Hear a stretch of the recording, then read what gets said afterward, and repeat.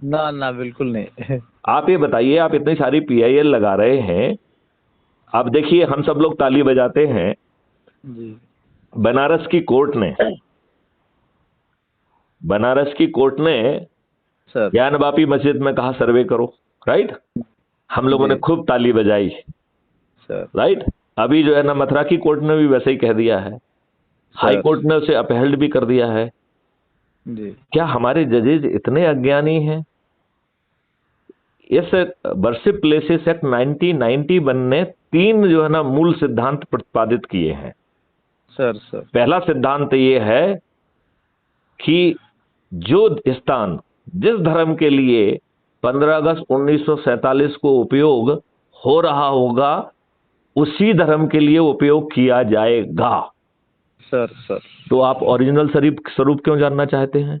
नहीं नहीं, मैं आपसे पूछता हूं, भाई इस बात को किसको संदेह हो सकता है कि जो नंदी बाबा जो है जहां मुंह करते हैं वहां भगवान शिव बैठते हैं, राइट?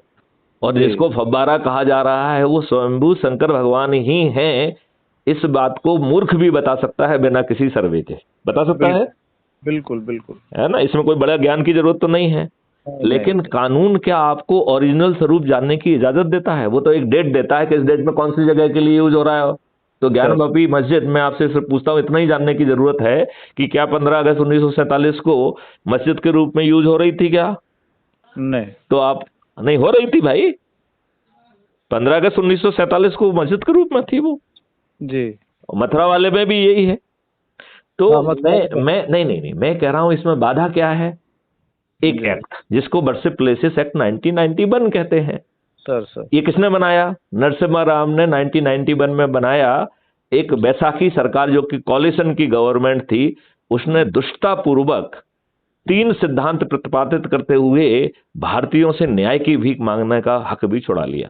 तो पहला सर। तो नियम क्या था कि जो स्थान जिस धर्म के लिए 15 अगस्त 1947 को यूज होता हुआ हो रहा है, उसी धर्म के लिए यूज होता रहेगा, राइट? फिर उसने जी दूसरा सिद्धांत दिया, उसने कहा कि जो है ना राम जन्मभूमि को छोड़कर जितने भी विवाद किसी भी न्यायालय में लंबित हैं, उन्हें इसी सिद्धांत के तहत निर्णित कर दिया जाए। क्या कहा उसने? सर। जो ऑलरेडी कोर्ट में चल रहे हैं उन्हें क्लोज कर दो इसी सिद्धांत के तहत, कि 15 अगस्त 1947 को किस चीज के लिए यूज हो रहे हैं। तो ये आक्रमणकारी तो बहुत पहले आए थे, जी उन्हें हत्याएं, बलात्कार और जो ना हमारी महिलाओं को बेचने के काम और उसको स्तूप लगाने के काम तो पहले किए थे। तो सारे 15 चीज अगस्त तो 1947 को तो वो सभी चीजें जो है ना, जिन उनके हाथ आताताइयों ने जो गड़बड़ी की थी उसी रूप में है वो, है जी कि नहीं है? जी। तो इसमें हम्म। बहुत कोई विद्वत्ता की जरूरत नहीं थी। इसका मतलब जी है हमारे दुष्ट राजनेता चाहते थे कि जितने जो है ना आप उस समय अपमानित हुए, उस अपमान के साथ जिए। और इसलिए जिन लोगों ने आपके ऊपर आक्रमण किया, जिन लोगों ने आपकी हत्याएं की, जिन्होंने जो है ना आपकी महिलाओं के साथ बलात्कार किया, जिन्होंने महिलाओं को बेचा और उसके लिए स्तूप लगाया, और वो स्तूप आज भी विद्यमान है, हमें फिर भी लज्जा नहीं यथार्थ। आती है। हम हम्म। दुष्टापूर्वक जो है ना अपने इतिहास में उन्हीं का मेहमानगान करते हैं। हम जी दुष्टापूर्वक जो है ना शहरों के नाम उन्हीं के ऊपर रखे हुए हैं, रेलवे स्टेशन के नाम भी रखे हुए हैं, गलियों और कूचों के नाम रखे हुए हैं। हमें लज्जा ही नहीं आती है, शर्म ही नहीं आती है। जी तो अब जो है इसका ये वर्शिप प्लेसेस एक्ट 1991 का सेक्शन 4 है, वो कहता है courts are banned from taking cognizance. तो सर। 1991 के बाद आप न्यायालय में जाके भीख भी नहीं मांग सकते हो, आप कितने भी सही क्यों ना हो। तो हम्म। कितना दुष्ट रहा ये नरसिम्हा राव, कितनी दुष्ट ये कांग्रेस रही, और कितने दुष्ट ये भाजपाई है जिन्होंने 8-9 साल गुजार दिए। तो कुछ भाजपा साहब कह रहे थे कि अरे भाई, अरे नरेंद्र मोदी जी बड़ी दूर की सोचते हैं। तो मैंने कहा भाई साहब, जो सोचते हैं वो मन की बात में अपनी बात कहते हैं या किसी दूसरे के मन की बात कहते हैं? जी नहीं नहीं, आप मुझे बताइए, मन की बात में तो अपने मन की ही बात कहना चाहिए ना। बिल्कुल तो बिल्कुल। आप दूर की सोच रहे हैं तो उसे कर पाओ चाहे ना कर पाओ, कहने का हिम्मत तो कर ही लो ना। सर। भाई मैथिली शरण गुप्त अपने मन की ही बात कह रहे हैं कि नहीं कह रहे हैं, कि किसी दूसरे के मन की बात कह रहे हैं? नहीं, अपने मन की बात हो रही सर। मैथिली शरण गुप्त में तो कोई ताकत नहीं है, वो कुछ नहीं कर पाएंगे, लेकिन चलो मन की बात कह के एक वातावरण तो पैदा कर रहे हैं। सर। सर। तो माननीय नरेंद्र मोदी जी मन की बात में किसी दूसरे की बात कहते हैं क्या?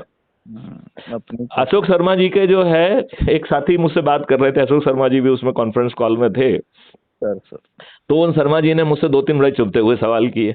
उन्होंने मुझसे कहा कि नरेंद्र मोदी जी कहते हैं कि उन्होंने चाय बेची है। सर उनके तो शहर में जो है कोई बाड़ा नगर है, कौन सा जो भी नगर है, वहां पे तो ट्रेन कोई रुकती नहीं थी, वो तो रेलवे स्टेशन भी नहीं था। बोले अभी भी 4 ट्रेन ही रुकती हैं वहां पे, अब तो खैर रेलवे स्टेशन बन गया है।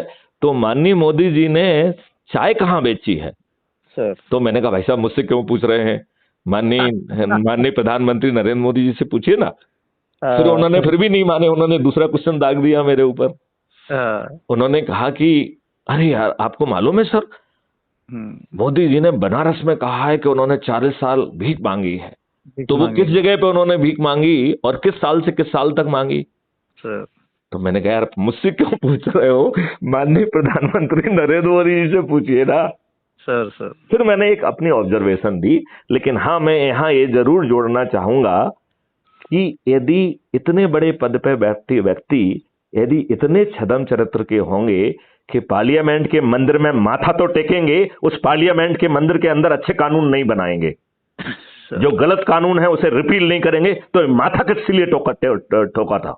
बिल्कुल नहीं, ये जवाब कोई देगा मुझे कि माननीय नरेंद्र मोदी जी ने पार्लियामेंट में माथा क्यों टेका था? यदि उन्हें पुराने घटिया जो संविधान की व्यवस्था के विरुद्ध जो कानून बनाए गए उनको नहीं लाना था, तो उनको नहीं रिपील करना था, तो और जो संविधान में व्यवस्था है उसके अनुरूप तो कोई आचरण भी नहीं किया गया है। आर्टिकल जो है 44 में लिखा हुआ है कि हम यूनिफॉर्म सिविल कोड लेके आएंगे। फिर 1956 में हिंदू मैरिज कोड और ये सब ढेर सारे कोड क्यों बन गए? ये संविधान की व्यवस्था के विपरीत है कि नहीं है? बिल्कुल है सर, बिल्कुल। फिर आप जो है ना वक्फ बोर्ड एक्ट कैसे बन गया, उसमें जो है ना आपने discrimination on the basis of religion कैसे किया? मतलब अपनी दुष्टता के ऊपर दुष्टता कर जाएंगे। माइनॉरिटी मिनिस्ट्री कैसे बन गई? माइनॉरिटी कमीशन कैसे बन गया? सर ये सब जो है ना दुष्टता के नहीं है क्या is it not against the fundamental right?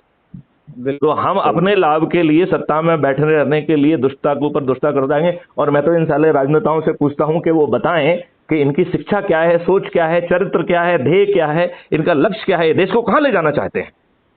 Sir और जब इनकी इच्छा सोच नहीं है तो ये हमारे प्रतिनिधि क्यों हैं? और ये तो बन गए, थुप गए, और फिर 4-4 3-3 4-4 बार के विधायक, सांसद और मंत्री और मुख्यमंत्री हैं। और जो है ना इन्हें कहते लज्जा नहीं आती है कि जो ना चाय वाला हमारा प्रधानमंत्री है, हमारा टैक्सी वाला प्रधानमंत्री मुख्यमंत्री है। मैं कह रहा हूं क्यों होना चाहिए? I am asking this question. विद्वानों की कमी है इस देश की धरा पे? क्यों होना चाहिए? मुझे जवाब दीजिए। यही है सर, अब हमको आगे आना पड़ेगा ना। जो लोग देखिए सर इसमें हो क्या रहा है देश में। देखिए मैं तो एक मॉडल लेके आया हूं बालकृष्ण जी। मैं आपसे अनुरोध करूंगा कि अपनी ढपली, अपना राग छोड़ दीजिए, क्राइम फ्री भारत मिशन से जुड़िए और अपने आप को चंद्रगुप्त साबित करिए।